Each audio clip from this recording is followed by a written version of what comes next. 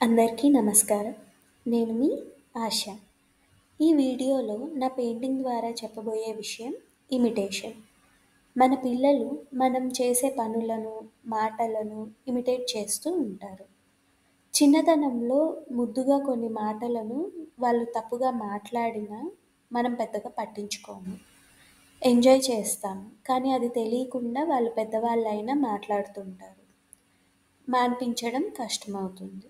అందుకని వాళ్ళు చిన్నతనం నుండి మనం రెక్టిఫై చేయడం మంచిది.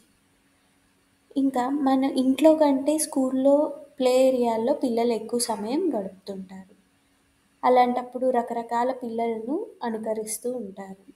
అన్నీ తెలుసుకోవాలని, నేర్చుకోవాలని ఉత్సాహంతో ఉంటారు. చెప్పాలంటే వాళ్ళు స్పాంజ్ లాగా అన్నీ అబ్జర్వ్ చేస్తుంటారు. ఇక్కడ మంచి, చెడు అని వాళ్ళకు విభజించడం తెలియదు. ఫర్ ఎగ్జాంపుల్, పార్క్‌లో ఎవరో పెద్ద పిల్లలు దూకడం లేదా చెడు మాటలు మాట్లాడడం లాంటివి చేస్తుంటారు. అలాంటప్పుడు మన పిల్లాడు వెంటనే దాన్ని ఇమిటేట్ చేస్తారు. మనం వాళ్ళకి అందుబాటులో ఉన్నప్పుడు అక్కడికక్కడే వెళ్ళి అది తప్పు అని క్లారిటీ ఇవ్వడం మంచిది.